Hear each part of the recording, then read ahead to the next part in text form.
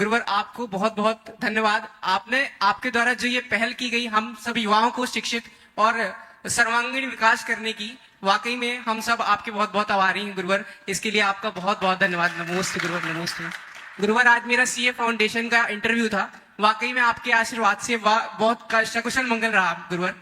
गुरुवर मेरा प्रश्न यह है कि आशीर्वाद का क्या मतलब होता है और आशीर्वाद हमारे जीवन में किस तरह प्रभाव डालता है।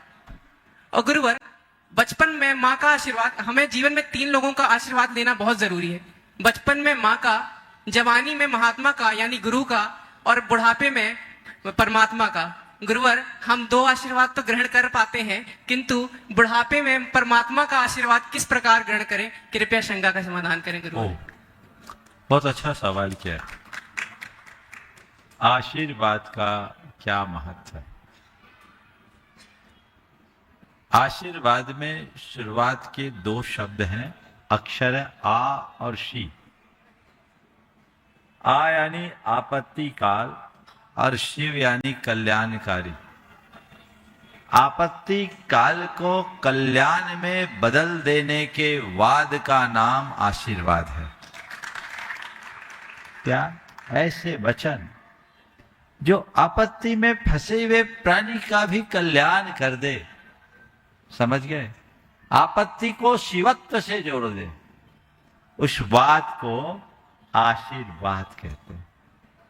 पर आशीर्वाद दिया नहीं जाता, आशीर्वाद लिया जाता है।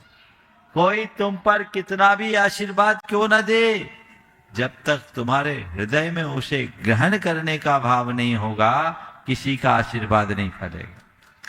अगर तुम श्रद्धा से भरे हो तभी आशीर्वाद फलता है, श्रद्धा के अभाव में आशीर्वाद नहीं फलता।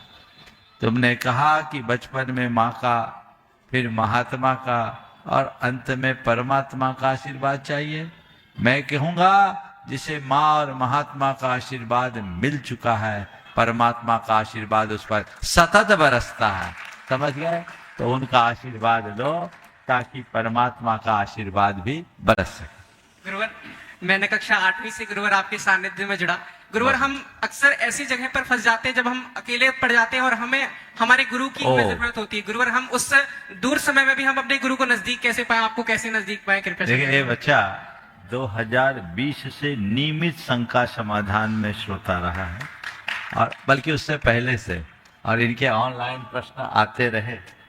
और बिल्कुल सही बात है, गुरुओं का जब प्रत्यक्ष सानिध्य न मिले तो हम उनके प्रेरक वाक्यों और वचनों को याद करें और उनसे अपने मन में स्थिर रखें।